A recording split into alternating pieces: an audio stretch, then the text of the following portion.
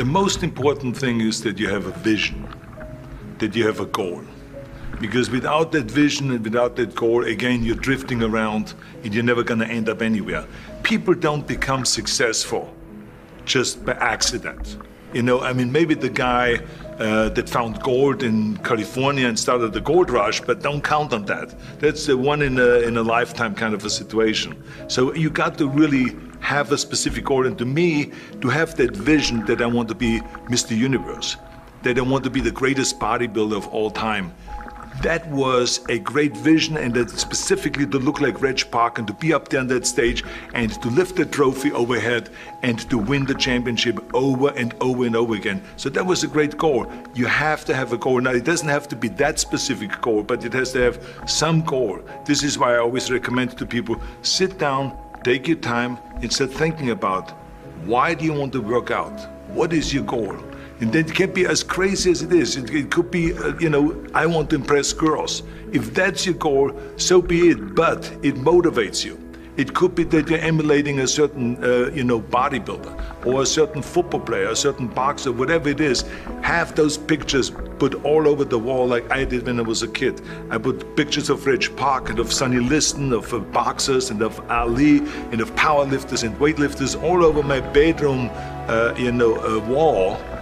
So that every day when I go to sleep, every day when I wake up, I look at those pictures and they motivate me. You need that motivation, and then therefore you have this kind of imprint in front of you all the time, and you know exactly what you're chasing. And this is why I always smiled when I was in the gym. People always came up to me and says, why are you smiling? You're working out 5 hours a day. You're doing the same as the other guys, but the other guys have a sour face. They're pissed off that they have to do another rep or another set or something. I looked forward to another 1,000 reps of sit-ups. I looked forward to another 500 pounds of leg press or squat. I looked forward to doing more and more curls until my arms fall off. Why? Because I knew that every rep that I did and every set that I did and more weights that I lifted, I get one step closer to turning that vision into reality.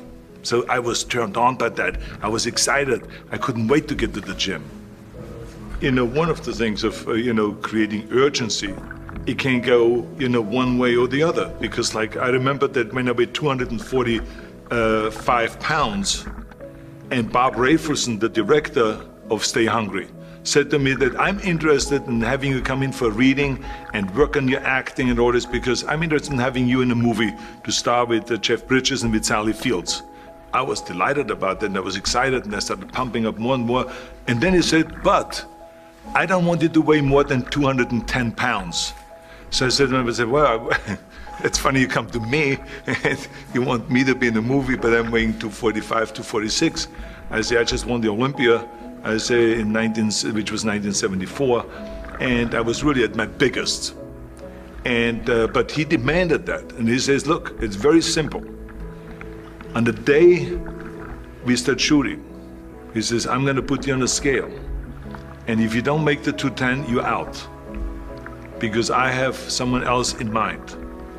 And I worked on it. I started visualizing myself very clearly as a lean athlete, because that's the only way I could lose that weight and all of a sudden get interested in running more. Because up until that point I ran like 3 miles after training or before training or whatever, but now all of a sudden it was 5 miles, 6 miles, 7 miles, 8 miles, and they even ran mini marathons in order to lose the weight, and I did everything with high reps, and I was watching my diet, what I eat and all those kind of things. And but the day before, I remember we were in Birmingham, Alabama. The day before I was at the YMCA with Bob Rafelson. He was swimming and I was working out, and I was running. There was a track there and I was running. He says, let's step on the scale. And I stepped on the scale and I weighed 209. So it just shows to you what is possible if you visualize exactly what you want to look like. So it can go one way, which is that you can lose weight and get trim and get slim and everything, get the abs out and all this, or you go the other way and you gain weight because you see yourself big and you see yourself as a winner of a Mr. Olympia or something like that. So it can go either way. But in each case, it was like certain time limits were set and I had to perform, and there was no room for any kind of like, well, I can't get my act together or anything like this, because there's only a certain amount of time. But the key thing again is have the clear vision. Have the specific goal of what you want to accomplish, because then you never go to the gym and you say, today I feel down a little bit, I don't know what it is all about, I don't know my life, I'm confused. No. I tell you that I was a perfect example of someone that was not confident at all. I mean, when I was a kid, I was just like any other kid. I had my hang-ups and problems and all this. But when I joined the weightlifting club and I won my first little trophy because I did the best clean and jerk, and then we went to another meet and I won another little trophy, I started feeling like somebody. So, and of course, not everyone is going to have this kind of a situation, but the bottom line is, everyone can use the same method, because I used it in politics, I used it in making money, I used it in everything that I've done in the movie business. When you have one little victory, little victories add up, and that is what gives you then ultimately confidence. Well, for me, the most important thing always is to have a deadline.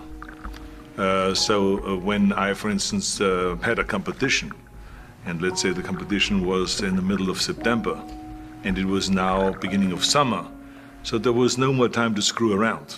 So there was the time now to get going on a diet, to get going with the training, to not slack off at all, because there was a deadline there. The day of the competition, I had to be in the best shape possible. And I knew that if I come to that competition and I lose because I did not schedule my training the proper way, or I didn't have the right frame of mind, or I didn't give everything, literally worked my butt off, I would be just so angry. So I never wanted to be in that situation. So this is why it was very important to pick that time and to say, this is when I have to be in top shape, and then to work towards that. But it's not just with the competition. I mean, it's the same in the movie business. I mean, to me, it was always a big advantage when I said, okay, my movie starts on April 1, and I have now 3 months, so I have to get really in great shape. So you pick those times. It could also be that you have no movie and you have no Mr. Olympia or no Mr. America, no Mr. Universe coming up or any of those things. But you say to yourself, the summer starts in June. I'm gonna go to the beach in June, and at that time, I want to be in great shape. So that creates an urgency that makes you really start training hard and taking it seriously. Because if you don't have a specific plan, then you wander around. I mean, you can have, as I've told you many times, the best ship or the best plane in the world, but if you don't have a specific goal where you want to go and when you want to get there, you just drift around and you never get anywhere. So this is why it is so important to create that urgency and have a specific time when you want to be in shape. Well, I mean, look, everyone has a problem with time. But the day has 24 hours, and we sleep 6. Now, I know there's some out there that say, whoa, I need 8. Well, I say just sleep a little faster. Because the bottom line is we have 6 hours of sleep, 24 hours are available, so you have 18 hours now available to your work, your family, your hobbies, and also to learn something new or to do something new, which could easily be that you want to learn a new language, or that you want to read as a New Year's resolution, I have to read a book every week, or you say, I'm gonna go and reshape my body. So you're gonna go and take this hour out of your schedule and say, I'm gonna train an hour every day. So this is, for most people, a huge challenge, but it is totally doable, I can tell them, because the kind of things that I did when I came to this country, I mean, I went to school, I was working in construction, I was working out my 5 hours a day. I was taking acting classes from 8 o'clock at night to 12 midnight. I was doing all of those things. I wanted to make sure that out of the 24 hours of the day, that I don't waste one single hour. Those hours were too precious. And so there I just want to tell people, don't give me this thing, I have a difficult time with the time and I don't have time for this and I don't have that. You have time, you make the time.